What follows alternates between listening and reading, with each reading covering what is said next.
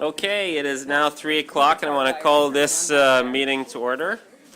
Welcome back. Thank you to Councillor Deputy Mayor Van Leeuwen for taking over for me a couple weeks ago. Good that things can just go on as normal. Ask members of council if there's any disclosure of pecuniary interest with anything under the Municipal Conflict of Interest Act. Councillor Kitchis.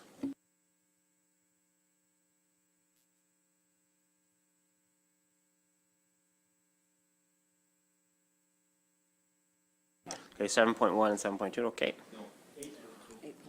Okay.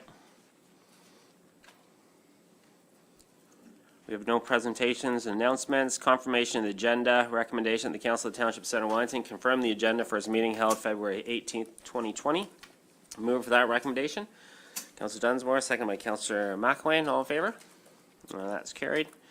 We have Committee of the Whole from December the 3rd. That was our budget. Recommendation of the minutes of the Committee of the Whole meeting held December 3rd and 5th, 2019 be adopted as circulated. Move for that recommendation.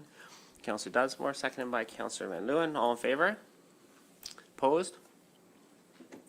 That's carried. No delegations. Consideration of reports. The first thing, 7.1, updates to the Wellington County chapter of the Grand River Source Protection Plan. And we have a report from Kyle Davies, the Risk Management Official. Sorry. Welcome, Kyle. Thank you, Mayor Linton, members of council. I'm here today pleased to present to you a report for your consideration. It is an update report from the report we provided to Committee of the Whole in October regarding updates to the Wellington County chapter of the Grand River Source Protection Plan. If you recall, in October, we were talking about, we were in a pre-consultation period at that point, and we were talking about the changes. We walked through the mapping changes, and there's policy changes, mostly to do with the salt vulnerable area, chloride issues contributing area in Fergus and Elora, as well as other changes in other parts of the county, Guelph, Hermosa. Since then, we have entered the public consultation period, which is run by the Lake Erie Source Protection Committee, the Grand River Conservation Authority. So that has run since January 13th to February 26th. So we're just about at the end of that. There's been 2 public meetings, one here in Elora and one in Marden. So that coincides with kind of where the majority of the changes have been or are proposed. So Center Wellington and then Guelph, Hermosa and Puslinch. So we've had about just under 45 people attend those 2 meetings, most here in Center Wellington. About 30 of them attended here in Center Wellington. And this was in response to letters that the GRCA sent out to notify about the changes. So about 700 letters were sent out in Center Wellington, 1,400 letters countywide. So those 700 letters in Center Wellington were focused predominantly on industrial, commercial, institutional properties, as well as salt winter maintenance contractors, and about 150 residential homeowners who will be included in the septic inspection program going forward. So that's kind of brings you up to date briefly on where we're at with the public consultation. It ends on February 26th. And what we have for you for your consideration is a report that sort of outlines briefly where we're at in the process, and also asks for your consideration of a resolution of support for the changes to be forwarded to the Lake Erie Source Protection Committee. And Lake Erie is required to ask the municipal councils that are affected to consider whether or not they wish to provide a resolution of support, which is why this is in front of you today. And I'd be pleased to take any questions that you may have.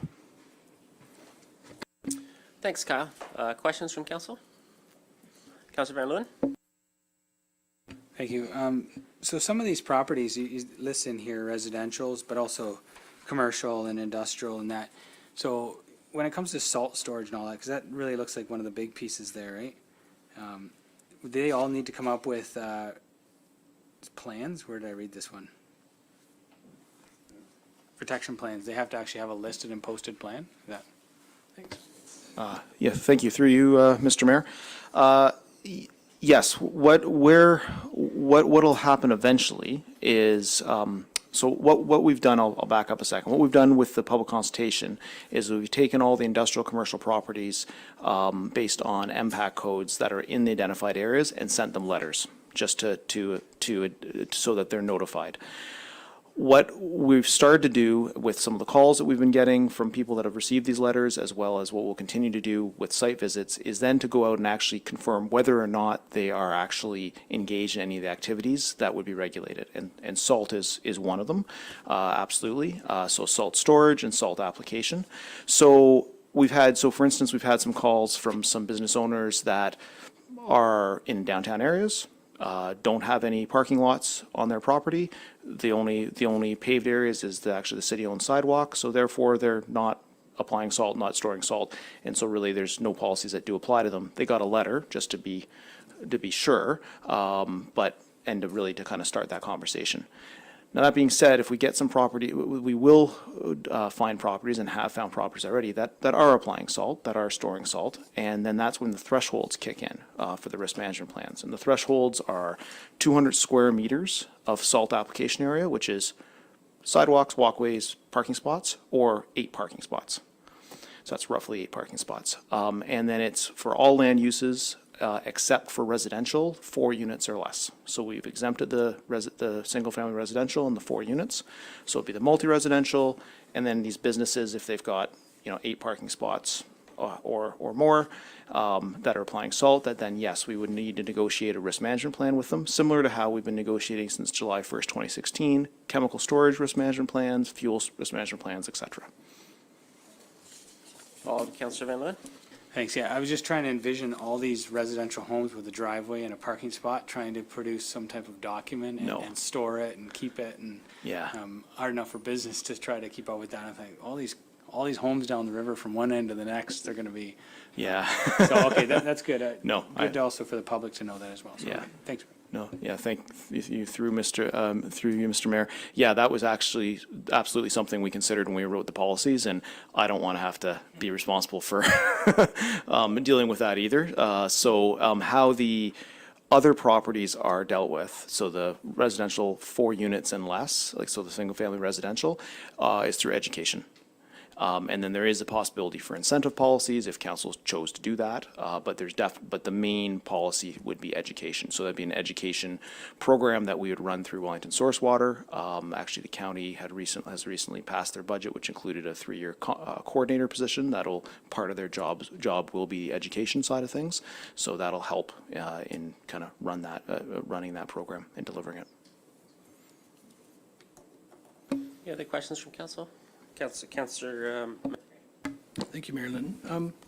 Kyle, just sort of to understand the seriousness of the impact of chloride on our water system, what sort of mitigation measures are available if we do discover, as we have, that we have increasing chloride levels in some of our municipal wells, and I assume there may even be some private wells that have that.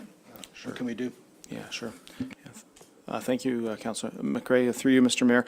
And I might lean on Colin a little bit too, because it starts to get a little bit out of my expertise. My understanding with treatment options for chloride are fairly limited. Reverse osmosis is the main treatment option that you would see. That's basically like desalinization. That's not where we're at by any means, but if you had to put treatment on a well, then that's what you'd be looking at, or blending with a less impacted water.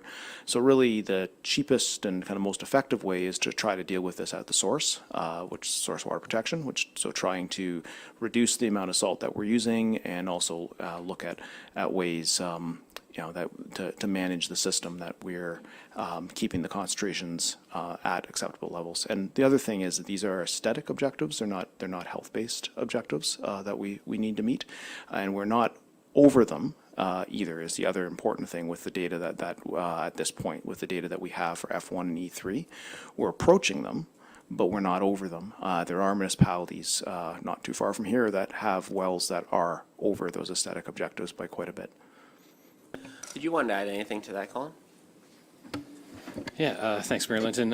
Yeah, I would just echo Kyle's comments that treatment would be extremely costly And so really the best way is to deal with salt at its source and try to prevent it from getting into the aquifer in the first place. So yeah, things like reverse osmosis or desalination process of some sort would be very, very, very costly. So so the most effective way is to deal it through the policies, through risk management plans, where it's applied. Councillor McCray, following? Thank you, Mary Lynn. Yeah, so really, in terms of the public interest, it's in all of our best interest to take this seriously, and what can we do to reduce our salt usage? Because we only have one source of water, and we need to protect it as best we can, and we're just being very proactive to identify this as a potential long-term problem if we don't deal with it now. Yeah. Yes, through you, Mr. Mayor, I absolutely would agree. Yeah, it's proactive. Anything else from council? Councillor Foster? Thank you, Mayor. Kyle, I just want to be clear. Any single-family home, duplex, triplex, fourplex, they need not have to do anything to be in compliance with this? Did I hear you correctly? Yes, thank you for the question, through you, Mr. Mayor. Yes, in terms of the risk management plan requirements, which is the more regulatory approach, yes, that's correct. So 4 units, so existing or future development of residential, that's 4 units or less. So yes, you're right, duplex, triplex, fourplex. Now what we will do is an education program, and that education program, and so the reason all those owners didn't get letters, so if you, in the report, we talk about, I think, 4,600 affected properties, we didn't mail out 4,600 letters, and the reason we didn't do that is because the education requirement is actually on the municipality. So we have a requirement, and the local health unit, to put together an education program that then targets and tries to encourage, best practices for those single-family duplexes, triplexes, fourplexes. But then once you get to a multi-residential, so 5 units or more, that's when a more regulatory approach would apply. Yes. Anything else from council? Okay, I have a recommendation here that the Council of the Township of Center Wellington receive as information report number IS 2020-11 dated February 18th, 2020 on updates to the Wellington County chapter of the Grand River Source Protection Plan, and that the Council of the Township of Center Wellington hereby provides a municipal resolution to the Grand River Source Protection Authority in support of the proposed updates to the Wellington County chapters of the Grand River Source Protection Plan and assessment report as outlined in the pre-consultation notice dated October 7th, 2019. Move for that recommendation.